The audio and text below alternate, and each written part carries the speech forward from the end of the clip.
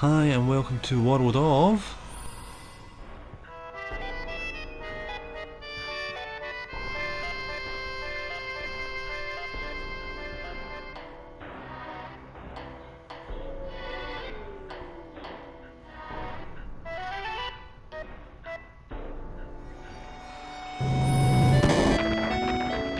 And part 8 of my Final Fantasy VII and Final Fantasy VII Remake comparison and review. So, last time we saw Tifa being taken away to Don Corneo's and Aerith insisting that we rescue her in the chocobo and cart, so well recreated there in the remake. I told you what you want to know. Now take a walk. And there goes our best lead yet. Maybe we'll have better luck in town. Let's check it out. We meet a new character, Chocobo Sam, there briefly, but we'll come back to him later. After gleaming some initial intel on Tifa, we head on into the den of debauchery that is Wall Market. Although, to me, in the original game, the Wall Market area itself wasn't as seedy on the whole, that was more reserved for the Honeybee Inn. The remake, as we'll see, turns the whole area into a seedy underbelly of society. Yeah, red light district slash Vegas type place, although neither game explicitly mentions hookers.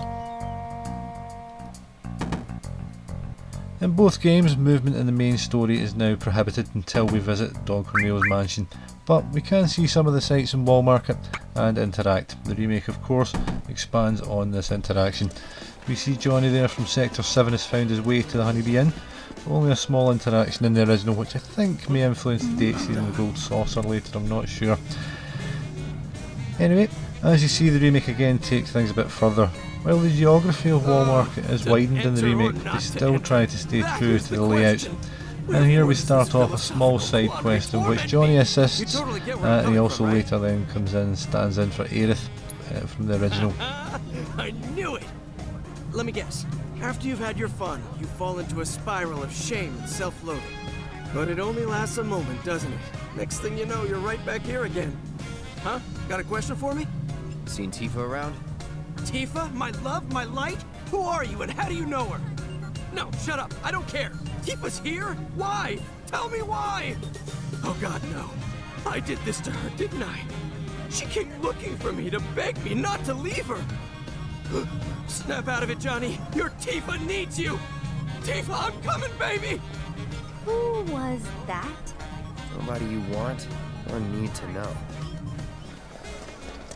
So, Johnny will figure much more prominently in Wall Market in the remake, but as we head up to progress the story, we get to see some of those similar but different examples in the geography, with Machine and Gun there on the left, en route to Don Corneo's. But even the font on the sign is identical to that of the original game, as we'll see. Corneo's place, of course, gloriously realised in the remake. I think we might have found our man, and he's a gaudy one. Yeah.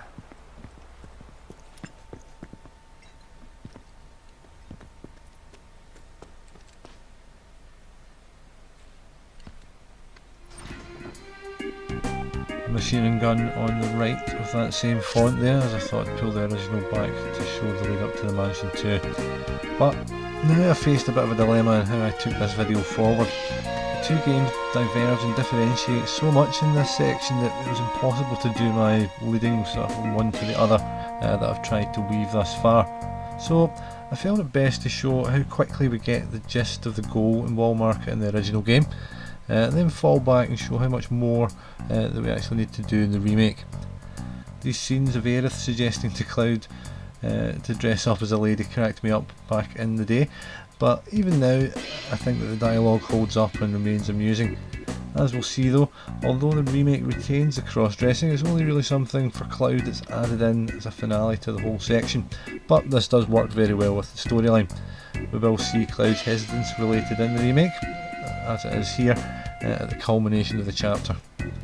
And then we'll then go on to show that although the manner in which we achieve the main goal does differ a lot between the games, even woven within those differences are pretty much all of the actions taken in the original in some form or another, and we can then finally see what the remake has done to bring cross-dressed Cloud to fruition.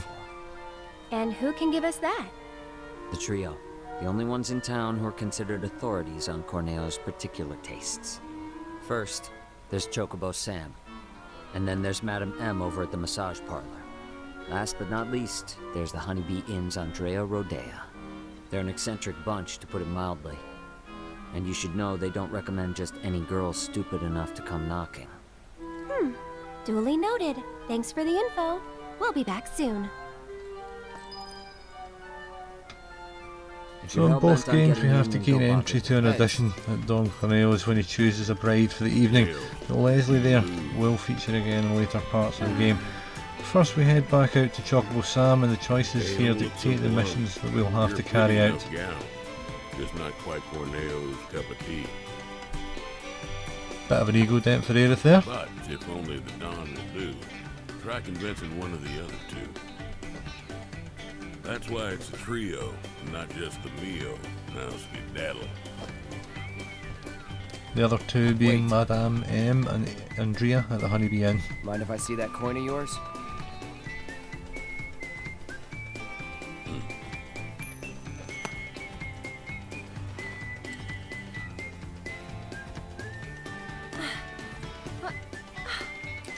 Trick coin. I had a hunch. That's cheating!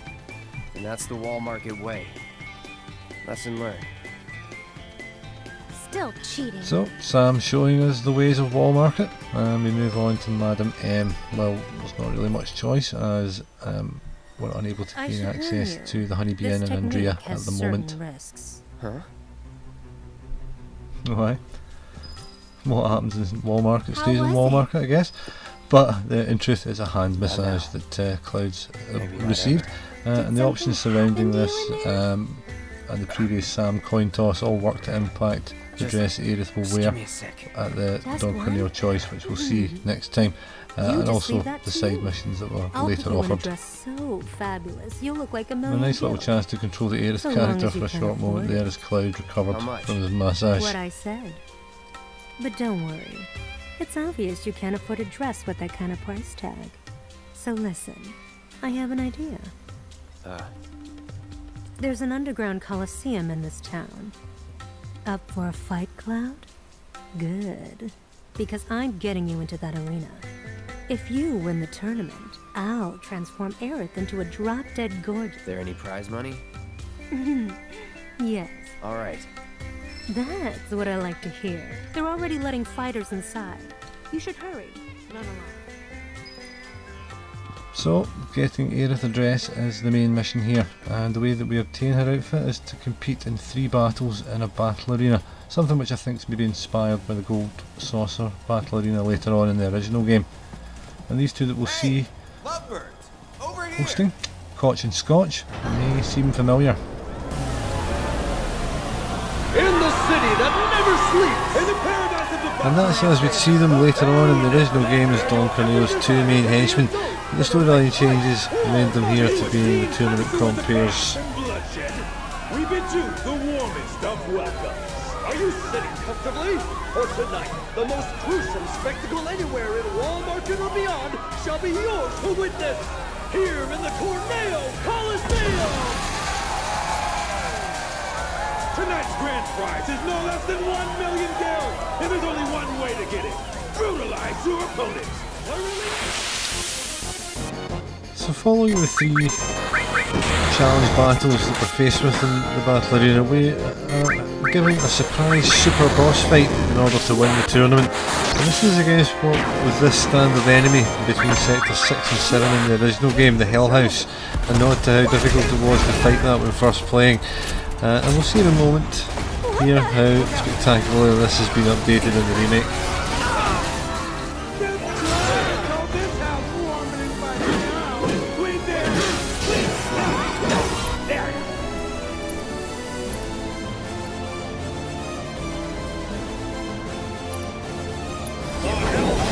I love how that boss fight music's been upgraded there.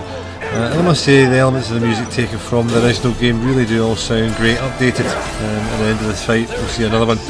I do enjoy for the nail bat that are equipped there after putting some additional materia slots on it that didn't have any originally.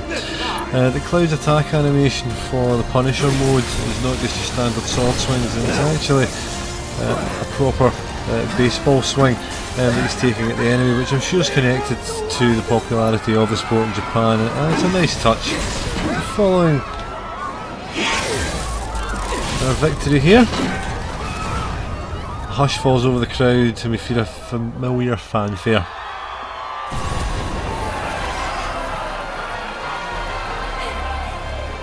The characters also reacting after each battle the way they do in the post-battle animations in the original game. I do wonder if the focus on the high five on their hands would have further significance.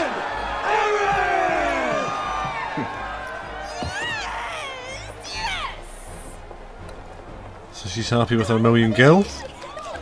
And it seems that we've caught the eye of the third of the trio, Andrea, who's the proprietor, I should say, of the Honeybee Inn in the remake. Its interior also has a mass expansion, but before we head there, we have some additional missions to be carried out for Sam. But as we're now going to go get Cloud dressed up in the remake, I've switched back to the original to show how this all plays out. So first, we head up to the dress shop after obtaining the Honeybee members card, and you remember that for later. We talk to the dress shop owner's daughter and realise that there's a problem, and we're going to go and have to rescue her father, the owner, from a nearby pub. This, like the other side missions, will play a part in the remake, but not for the main mission. And this scene exemplifies some of the great dialogue in the original game.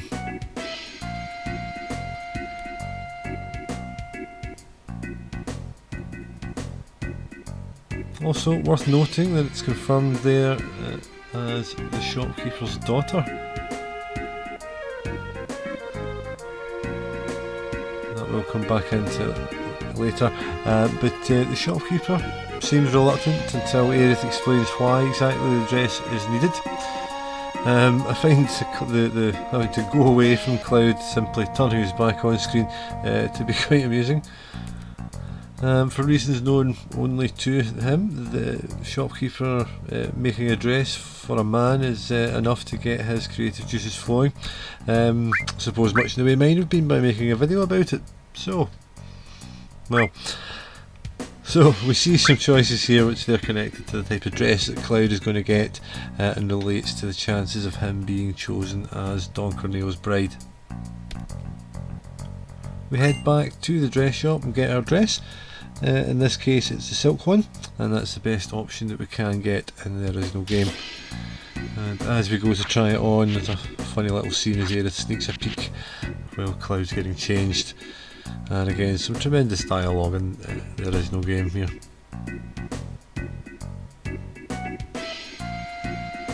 We realise in the original game that a wig is going to be needed to help complete Cloud's transformation, and it allows me a rare chance, in this video at least, to do a transition from one game to the other for the story.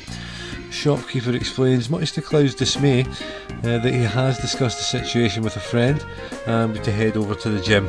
And it seems like that, questioning the dressing up, that made me wonder if they would even attempt the cross-dress mission when doing the remake, but they certainly didn't hold back. So we head on over to the gym to meet the shopkeeper's friend. Been waiting for you to show up. Thanks for coming, and welcome to our humble training hall. Jules, head trainer. If you've got some time to spare, how about a little bit of fun?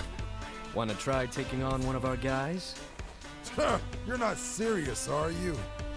Look at him. He's a scrawny little thing. I could snap him like a twig. Now.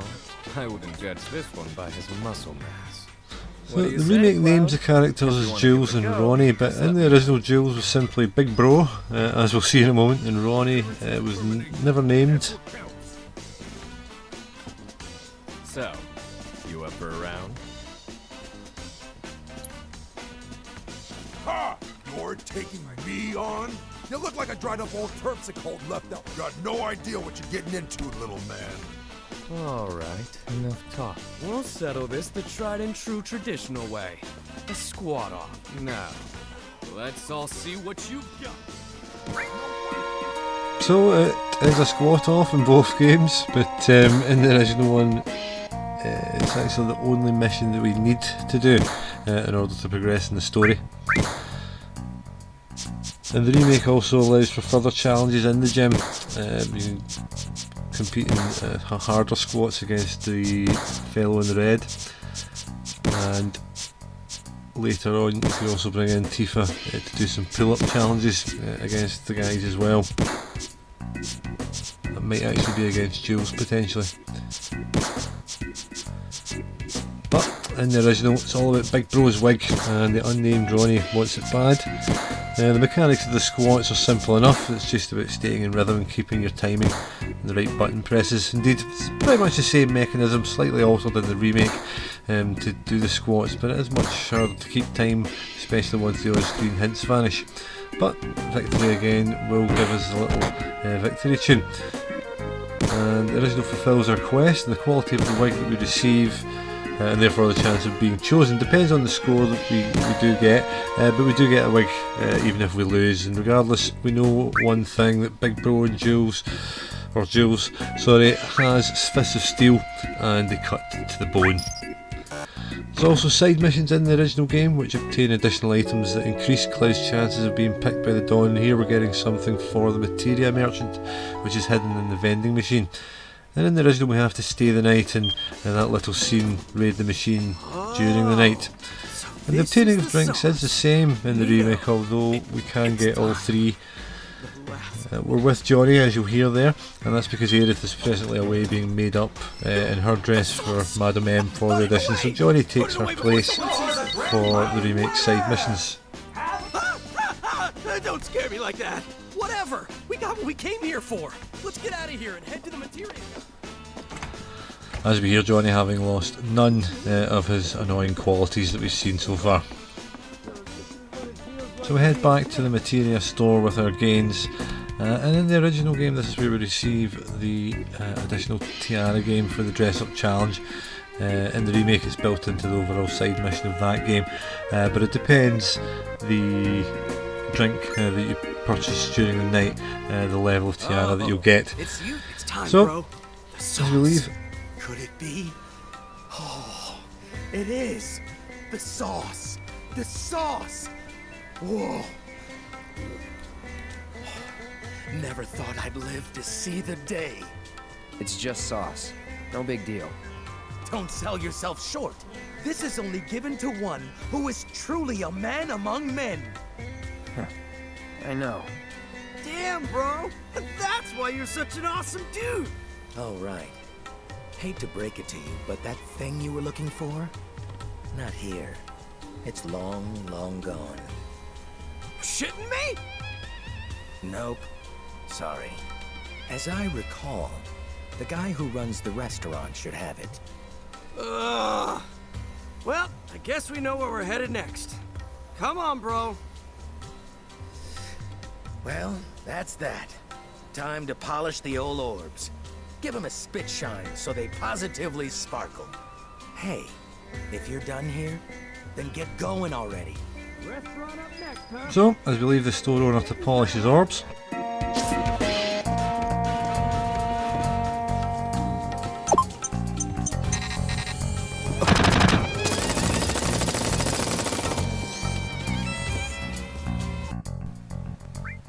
into that little item store there, and I love that they've gone to the bother of recreating this seemingly useless area in such detail with the same little animations etc of the gun going off. Of course in the original this is where we can come back later and get Tifa's fourth limit break, the final heaven.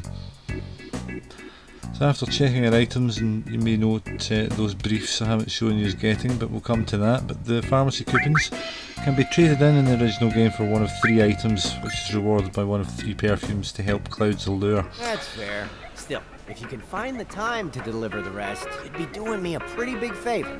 Anyway, I promise to be worth your while. Here, I got something you're definitely gonna like. What is it? Well, it belonged to the owner of the clothing store first.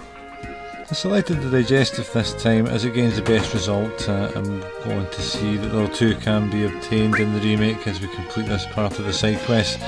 And as we trade in the digestive, we're provided with some sexy cologne And It's that's a VIP card. Highly worth noting in the coveted, remake. This extremely person rare. is They're still only here, given to but a it's a select man. few. Not having it And we is now gonna head do back you to the much pharmacy, good, and a special reward promised by somebody who seems a bit like Leonard from The Big Bang Theory, to be honest.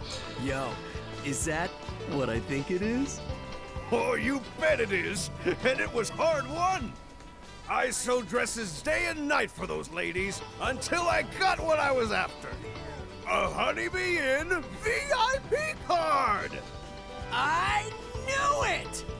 Now make way for the VIP, boys. I don't want to keep my ladies waiting any longer. But first, I should pick up a gift dress. Lead the way, old dude. We are coming. Well, thanks for bringing him back. Can't imagine what you went through. Here, you earned it. Hey, you're coming, right, bro? Get ready for a real wall market education. I'm done with this. You can do whatever the hell you want. I get it, bro. You're scared. It's only natural for people to fear the unknown. It's a pity you're not gonna join us, but I swear to you, bro, as an aspiring wall market connoisseur, I'm gonna go in there and get as much inspiration as I can handle. For you, bro. For you. Because, Cloud, you are my one true bro. Honeybee Inn, here I come! Inspiration, here I come! Perfect example of how age has absolutely nothing to do with maturity. Couldn't agree more. So, that VIP or membership card for the Honeybee Inn showing up again in the remake. This time the card is the old man's inspiration rather than Cloud in a dress.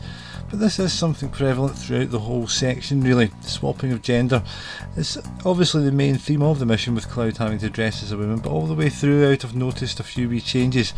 The dress store owner has a son in the remake, yet a daughter originally, whilst in the original I presumed Big Bro in the gym from the character to be female, and it's actually shown in the remake to be Jules. Also in the remake, Aerith has gone off to change for the audition, so we see her replaced by Johnny, a man, and whilst he was in the original, he only had one or two small lines. And a further change is the ill patron in the bar, originally a woman who gives you some perfume. She's replaced by a young gentleman in the remake. So rather than hide or omit a potentially controversial topic, I think the makers have brought it forward into the 21st century well, correctly celebrating all walks of life rather than hiding them away. Anyway, you've got some time yet. The audition won't start for a while. If you're sure you want to go through with this, then bring the girl and the letter. But if I were you, I wouldn't. We saw Cloud all dressed up there, but there's more work to be done first in the remake. Well, I say work. Here, after talking to Leslie, who we'll see more of in the next video, we head off to pick up Aerith from Madam M's. But before we can actually get there,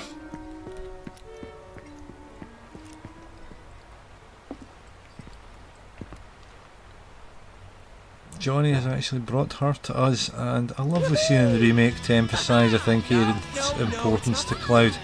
Other choices earlier could have resulted in different dresses, as we'll see some of those, and it could be a more rousing reveal. A nice version on the electric guitar of Aerith's theme though. Regardless of the dress though, Cloud is clearly taken with Aerith. Coming up, we see the remake bringing the idea of Cloud dressing up as a culmination, I should say, of the mission and chapter. A little more down to earth for a change.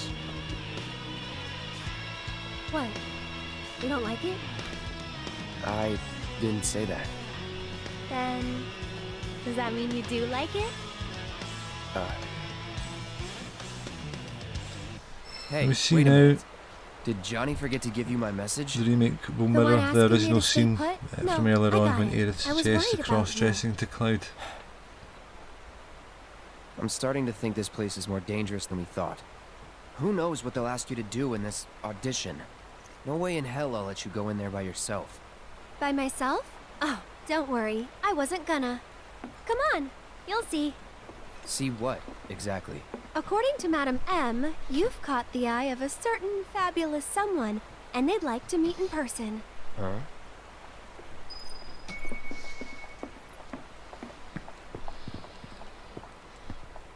So as we head down to the Honeybee Inn, keep an eye on Aerith closely, and you'll see a little glimpse of one of the alternate dresses that was available.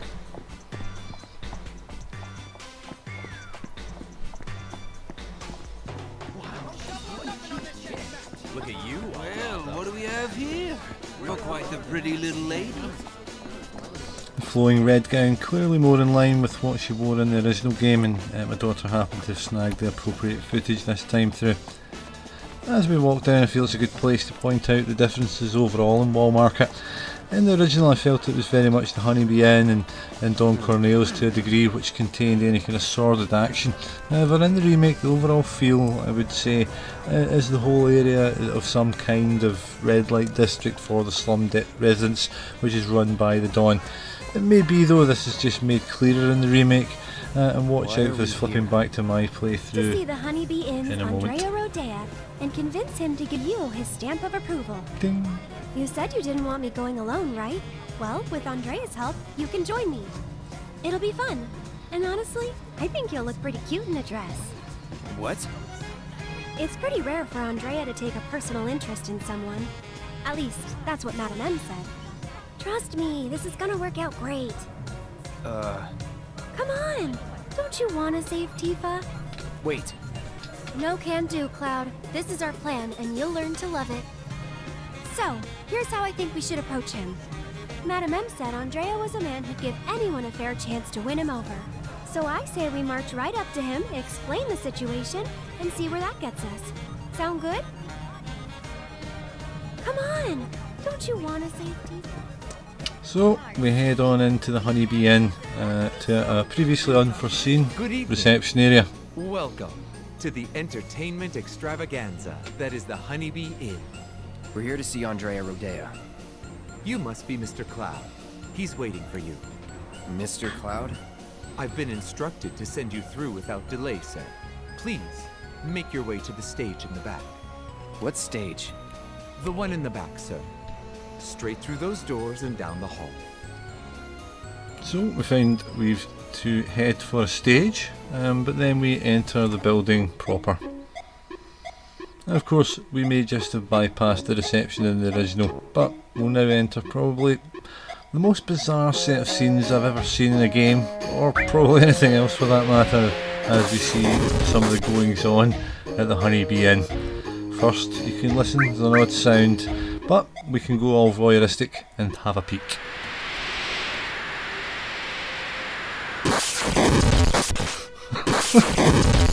I can't help laughing at this, sorry.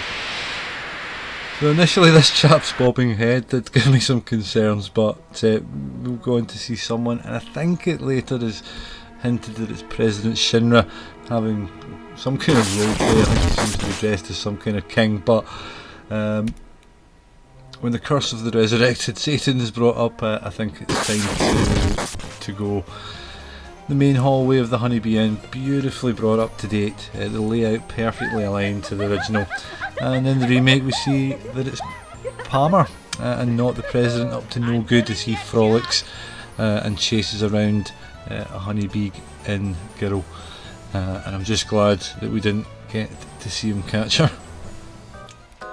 Then we move on to the next room, and in the original it's confirmed that this is actually an old couple who, it's explained, have no idea why their grandchildren have brought them tickets to this place, but we hear music there, and there's a little Easter egg here, there's a little jumping version there of Kate Sith, who's a main group character that we will meet later in the original anyway, in the Gold Saucer.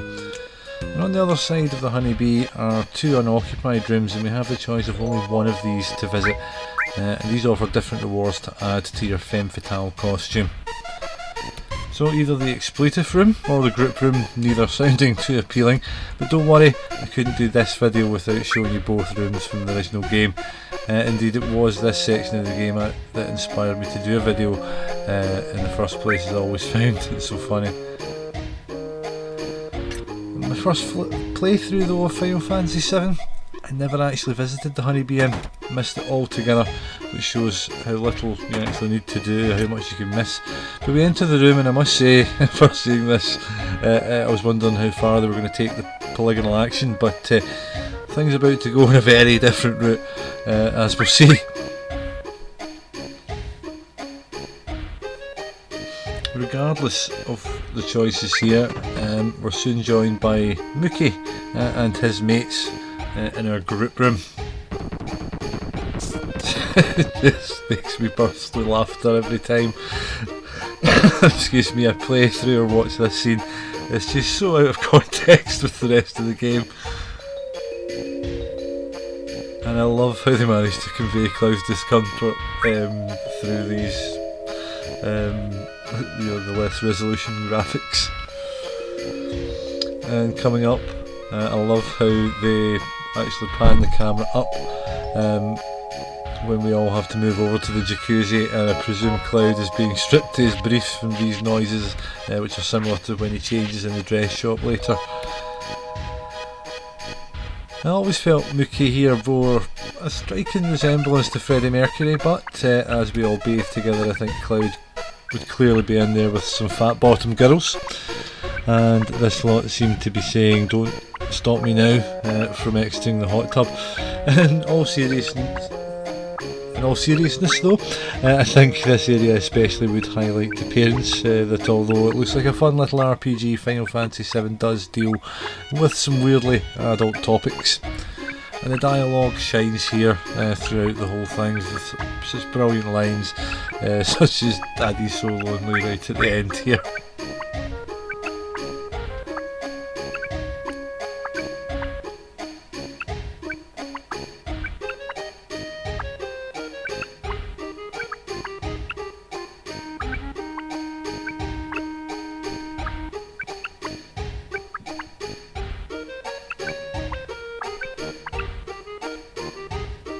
Again, the camera pans to protect Cloud's modesty, and as a reward for our group hot tub experience, we get some bikini briefs, which are not the top item to get in the Honeybee.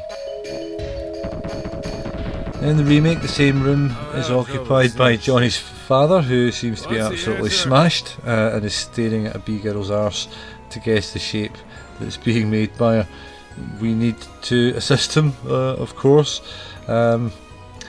And probably the hardest part of this section of the game was explaining to my wife how I managed to guess it first time. Just lucky, I guess.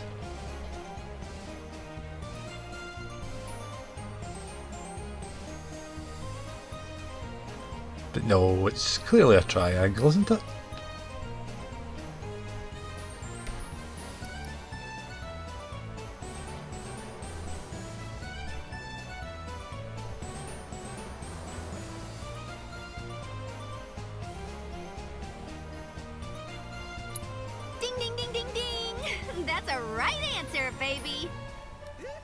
So as promised, back to the expletive room, and we'll quickly see why, as what happens makes us go shit. We see what looks similar to the internal dialogue of Cloud, and an opaque version of him confronts Cloud and drives him insane.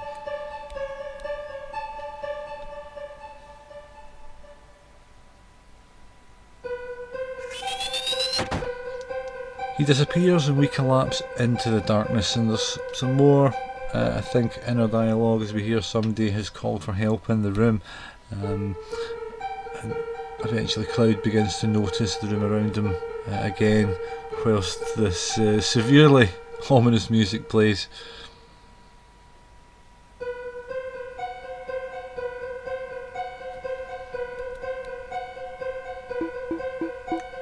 We then get some amusing sound effects which are awakening Cloud, and our health and magic is fully replenished. We hear a kind of slapping noise which transpires to be Mookie, who we saw previously in the group room. He brings us to our senses and gives us some words of Mookie wisdom. It was actually, when I was putting this video together, it struck me that if you're going to have Mookie played by somebody in a film, maybe somebody like Bill Paxton would be perfect. I could just imagine him using all the Bubby type lines and the like. And that's maybe something that I can look to ascend to once I get out of the share factory and get some decent hardware, software, etc., and make a video considering actors who could have played roles from these games, but we'll see what happens. A reward for this rather unsettling ordeal is some lingerie, which is the top item to be had here for the audition at the Dons. I'm sure he'll enjoy that. So we head on The show's about to start! into this video's finale, and we see that the Honeybee Inn is a full-on burlesque house with a big massive theatre, a stage in the back. And through that room in the original, it was only the B-Girls powder room, although you can still see those scenes in the remake where the expletives was in the original. We see everybody that we've met in this chapter here to see is Madame M and Sam joining the crowd. I assume Johnny's probably about as well, before we actually get to meet Andrea, the inn's proprietor. And we're going to see the inn has gotten its own little song, and Cloud and the player is introduced to the Honeybee Inn in style.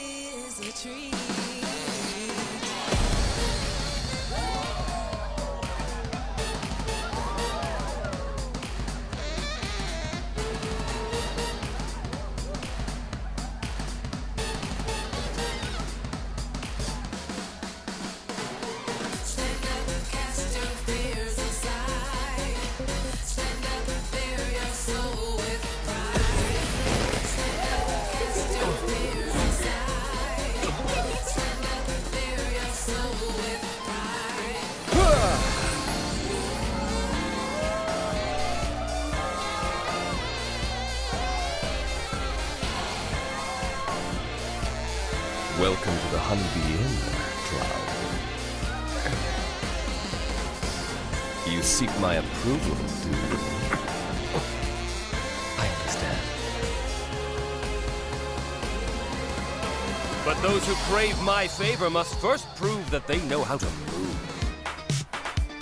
And the way that we have to earn Cloud's dress in the remake is insanely through this dance-off. Something which I did not expect at all.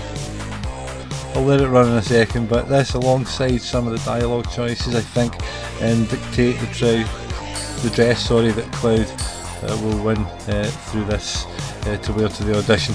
You can get some extra little things like earrings with better scores and I think on different difficulties, but enjoy the dance.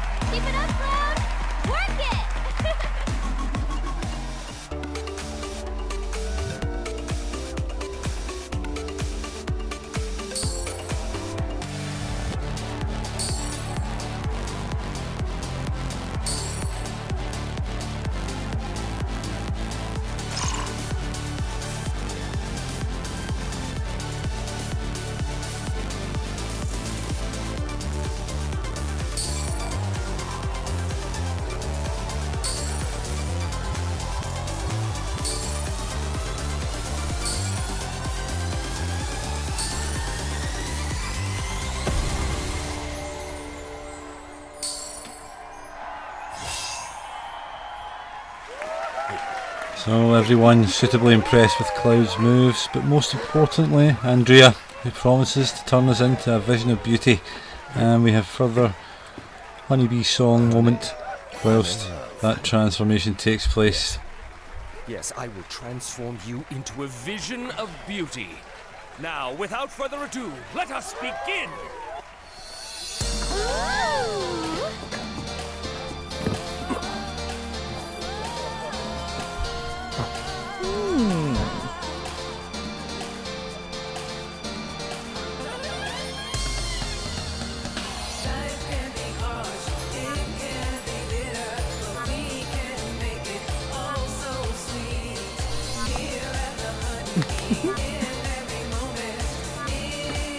You were born for this.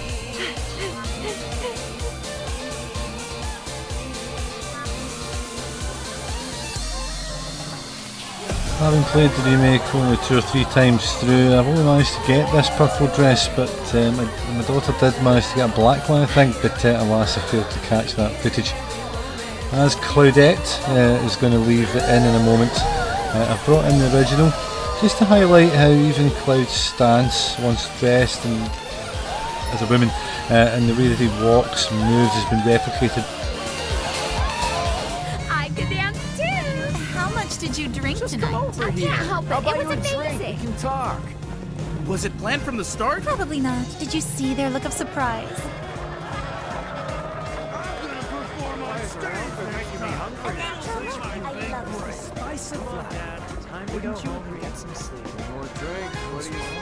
Please don't.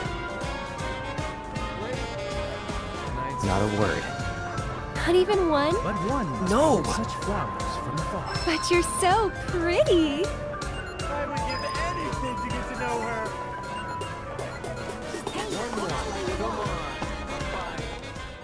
So, as the Wall Market locals seem to take a real shine to Cloud, we finally head on up to Don Corneo's mansion to save Tifa and see who'll be chosen as the Dawn's bride.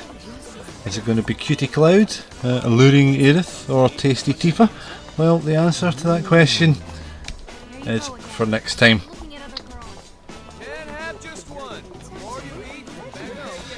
I really hope you've enjoyed this one and you can appreciate why it's a bit longer, as there is so much to see within Wall Market. The idea of doing a Final Fantasy VII video initially came to me as a piece just about Wall Market and whether they'd actually even replicate it when I first heard they were going to do a remake. So I've really enjoyed putting this one together, so please like, share, subscribe, and I'll see you in part 9.